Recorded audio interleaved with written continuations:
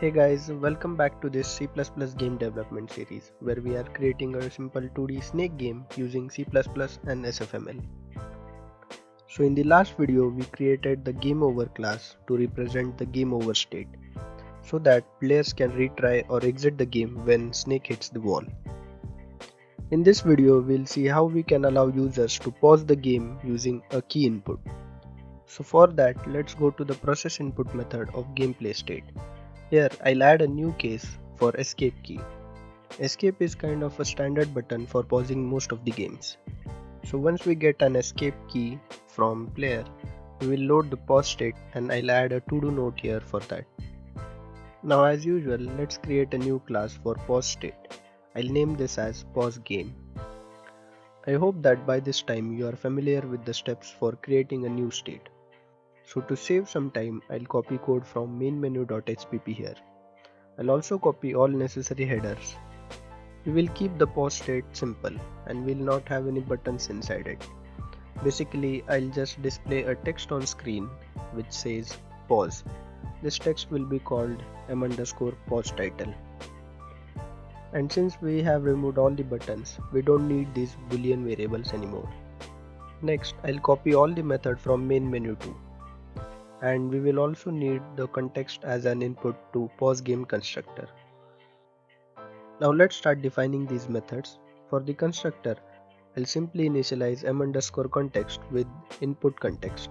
For the remaining methods, I'll copy the definitions from mainmenu.cpp. So let's start from init method. I'll first replace m_game title with m_pause title. Then I'll change the string for this text to pause. As we only have a text in this state, we don't need the rest of the code, so I'll remove it. Also, we have to rename main menu as pause game for all these methods. We also don't need the code which is in update method, so I'll remove that as well. Now let's go to the process input method. Here we are getting an error for event class. So let's include event.hpp here. In this method, we only have to process the escape key to unpause the game. For that, I'll change the first case from up key to escape key, and I'll remove rest of the cases. So on escape key press, we have to go back to gameplay state. So I'll remove this if block and I'll call pop current on m_states. This will pop the current state from the state stack. In this case, it will be the pause state. Basically, whenever we push the pause game state on state stack, we will not replace the existing state. Instead, we will simply add pause game on top of the existing state. That way, we can just call pop current on the state stack and it will remove the pause game state and we'll go back to the earlier state. Now let's go to the draw method. Here I'll remove the draw call for play and exit buttons. And we have already renamed m_game title to m_pause title. I'll remove this window clear call because we don't want to clear the content from previous state. Instead, we will just overlay the pause state on existing state. You'll understand it when we'll actually pause the game. And that is all the definition for pause game. Now let's go to the header file and derive pause game from engine state. And finally, we can go to play game state and remove this to do node.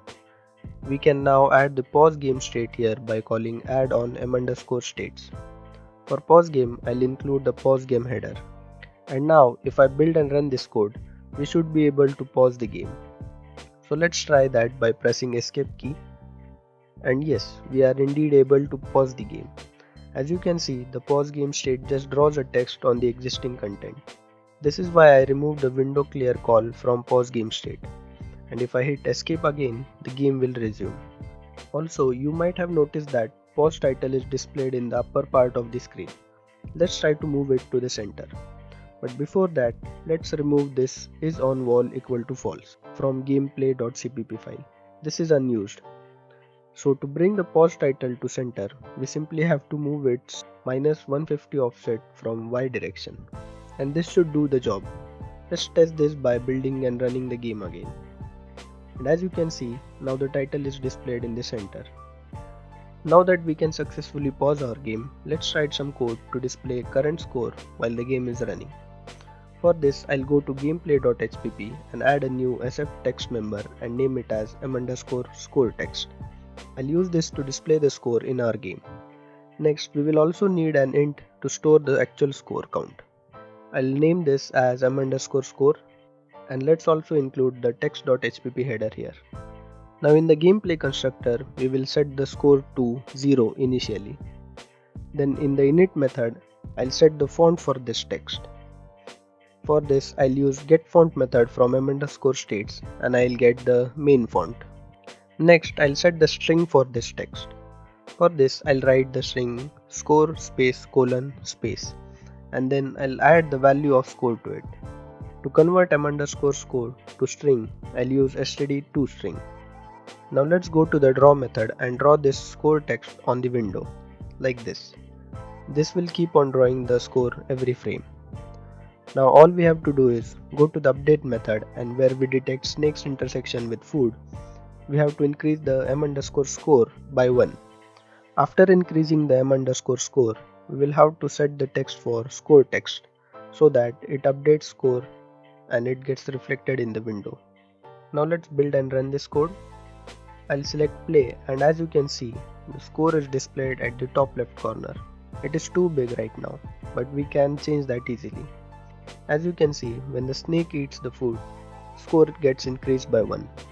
Now let's reduce the text size for score by using setCharacterSize method of sfText class. This defaults to 30, so let's set it as 15. Now let's check if it is looking good, and yes, now it looks perfect. Note that I have not explicitly set the position of this score text. By default it gets set to 0, 0, but if you want to change its position, you can use set position on it. Also, I just noticed that all this time we didn't change the title of this game window. So let's do that. For this, I'll go to game.cpp file and change this sfmlworks string to snake game. Now let's build and run this code again to see this change. Yes, now it is showing snake game as title. We still have the self intersection issue with snake body. So let's try to fix that. For this, I'll go to the snake class in snake.hpp and add a new method called isSelfIntersecting. This will be a const method which will return true if snake is self-intersecting. Now let's define this method in snake.cpp. First, I'll create a boolean variable called flag and initialize it with false. Next, I'll loop over all the elements of m_body and check if any of the element is intersecting with head. So first, I'll add a check here to ensure that the current piece is not the head, because checking intersection of head with itself will always return true. Now we can use the isOn method that we have already created and pass the sprite of current piece. For this, we have to dereference piece and I'll store the return value in flag here. And at the end, we will return flag from this method. We will also have to break this loop once we get the first intersection. So I'll check if flag is true in each loop, and if it is true, I'll call break. And now we can go to the gameplay.cpp file and in the update method, we can add one more condition, which will check if m_snake.self_intersecting is true. If it is true, we will load up the game over state. For this, let's copy and paste this line. Now let's build and run this code. Let me try to increase the snake's length so that we can try to have a self-intersection. And yes, as you can see, game over state gets loaded when the snake self-intersects. So that is it. We now have a simple working clone of classic snake game. So while I was doing some playtesting with this game, I ran into a serious issue. Let me show you what that issue is. So if I run this game and select play, everything looks good. We can control the snake, we can eat the food, snake's length also increases correctly, score also updates correctly, and even the food gets placed randomly. The issue occurs only when we try to pause and unpause the game. As you can see, the game simply crashes and we get a message saying segmentation fault in the terminal. Now this is really bad. Segmentation fault is the last thing that you want to see in your game. Having a flaw in your game is not that serious of an issue, and that might be because of some silly design decisions. But having a bug which causes your game to crash on players is your failure as a developer. So let's try not to fail ourselves and fix this issue.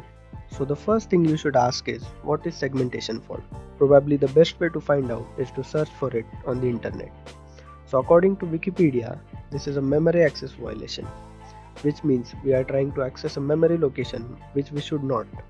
Fair enough. So probably we have a pointer to an object which is destroyed and we are trying to access it. We also know that this is happening only when we unpause the game. So the issue might be somewhere in the pause game class. So let's start by looking at the code for pause game. We have the usual constructor and destructor which looks okay. Then we have the init method. Inside here, first thing that we are doing is we are loading the font to be used for the text. That looks good, but let's think over it a little. Didn't we set up the asset manager such that we would not have to load every asset for every state? So by the design of our game, some or the other state must have loaded the font asset before player pauses the game. We have text in our main menu and gameplay state, right? And indeed we have loaded the same font in init method of main menu. If we go to the game over class, we can see that we have directly used getFont method here because we know for sure that by the time game over state gets loaded, font asset will have been loaded by someone. This means we are doing something wrong by reloading the font in pause game. Let's remove that line and rebuild the code. And now if I try to reproduce that issue, you'll see that it got fixed. We didn't see a crash now. You might say, what is the problem if we load the font again? It should have still worked, right? The answer is no. That is because by adding the font again, we are destroying the existing SF font object from the asset manager and loading a new one. Obviously, this new one will have a different memory address. So when we try to unpause the game, all the text objects from gameplay state will try to look for the old font object because we have set the old font on them using setFont method, and this results in the segmentation fault. I hope this helps you understand the issue and the fix. Let's also do one more thing. We have this pause and start method in gameplay class. Let's use them to avoid unnecessary processing of update when game is paused. For that, I'll add a boolean member in gameplay class called m_isPaused. Let's initialize it to false in gameplay's constructor. Now in the pause and start method, I'll set m_isPaused to the correct values. And now we can use m_isPaused in update like this, so that all the code in update runs only if m_isPaused is false. This won't make much of a difference for this simple game, but it is logically correct to avoid unnecessary computations whenever you can. So that was it for this video and for this 2D Snake game series. Hope you were able to follow along. All the source code for this game is available for free on GitHub, link for which is in the description. So if you find any bugs, feel free to report an issue on that repository. Hope to see you in the next series.